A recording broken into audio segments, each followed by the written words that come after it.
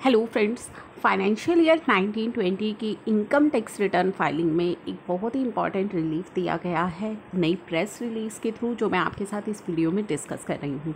तो चलिए स्टार्ट करते हैं वीडियो को। चैनल को ज़रूर सब्सक्राइब कर लीजिएगा ताकि कोई भी इंपॉर्टेंट अपडेट हम तक शेयर हो वो हम आप तक ज़रूर शेयर करें। तो चलते हैं अपनी प्रेस रिलीज़ पर। तो ये है वो प्रेस रिलीज़ जिसकी डेट है 26 सितंबर। तो दोस्तों, इस प्रेस रिलीज़ की जो इम्पॉर्टेंट पॉइंट्स हैं वो मैं आपको ब्रीफ करके बता रही हूँ। तो इसके फर्स्ट के पैराग्राफ में लिखा गया है, there is no requirement to script wise reporting of day trading, short term sale purchase of listed share. तो दोस्तों, अगर आप शेयर्स में ट्रेड करते हैं और वो शॉर्ट टर्म है या फिर डे ट्रेडिंग है, तो ऐसे केस में आपको स्क्रिप्ट वाइज जो डिटेल्स है उसको देने की रिक्वायरमेंट नहीं है। स्क्रिप्ट वाइज डिटेल्स जो आपको देनी होती है इनकम टैक्स रिटर्न के अंदर, परचेज को, सेल्स प्राइस, काफ़ी सारी डिटेल्स जो होती हैं जो देनी होती हैं, वो किन केसेस में आपको नहीं देनी है, अगर वो शॉर्ट टर्म है या फिर आपकी डे ट्रेडिंग है। तो ऐसे केसेस में आपको स्क्रिप्ट वाइज रिपोर्टिंग नहीं देनी है फाइनेंशियल ईयर 1920 की इनकम टैक्स रिटर्न के अंदर। तो वही चीज़ें यहाँ पे बताई गई है। नेक्स्ट इसके पैराग्राफ में बताया गया है कि फिर ये डिटेल्स जो है वो किसके लिए है, किसे देनी है। तो यहाँ पे उन्होंने कहा है, फाइनेंस एक्ट जो 2018 आया था उसमें एग्जम्पशन दी गई थी कि अगर आपने 31 जनवरी 2018 तक कोई शेयर्स जो है होल्ड किए हुए हैं जो कि लॉन्ग टर्म कैपिटल गेन है, तो उन केसेस में एग्जम्पशन दी गई थी। और उसी एग्जम्पशन को चेक करने के लिए अगर आप उनकी सेल करते हैं तो ऐसे केसेस में आपको स्क्रिप्ट वाइज डिटेल्स जो है देनी होंगी। तो वो इसके सेकंड पैराग्राफ में हमें बताया गया है कि finance act 2018 allowed exemption to gains made on listed share या स्पेसिफाइड यूनिट अप टू जो कि 31 जनवरी 2018 by introducing grandfathering mechanism for computation of long-term capital gain for this share.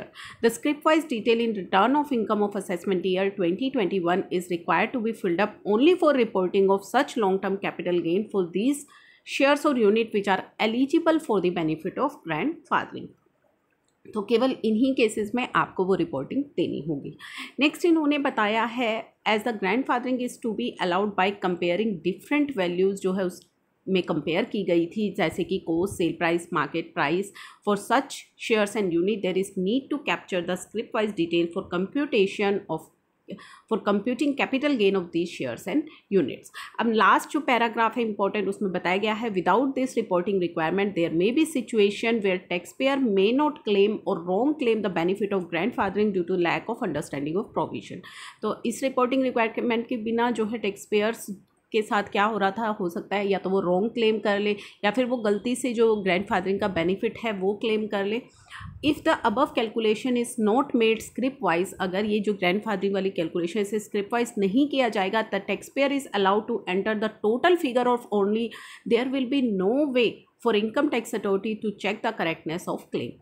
अगर इसे भी स्क्रिप्ट वाइज नहीं किया जाएगा ग्रैंडफादरिंग को, तो ऐसे केस में क्या होगा कि जो tax payer there will be no way for income tax authority to check the correctness of claim. तो जो इनकम टैक्स अथॉरिटी है वो क्लेम की करेक्टनेस को चेक नहीं कर पाएगी and many return will be required to be audited, और जो रिटर्न्स है उनका ऑडिट कराना पड़ेगा, विच में lead to unnecessary grievance and rectification at a later stage.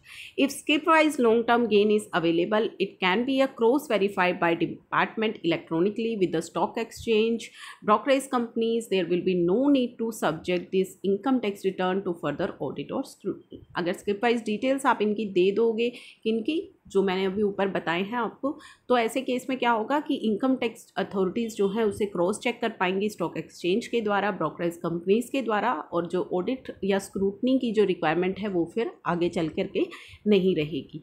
तो यही इंपॉर्टेंट चीज़ें हैं जो इस प्रेस रिलीज़ के अंदर क्लियर की गई हैं। जो स्क्रिप्ट वाइज डिटेल्स को लेकर कन्फ्यूजन क्रिएट हुआ था, काफ़ी मीडिया में भी कन्फ्यूजन क्रिएट था, तो उसको इन्होंने इस प्रेस रिलीज़ के थ्रू क्लियर किया है।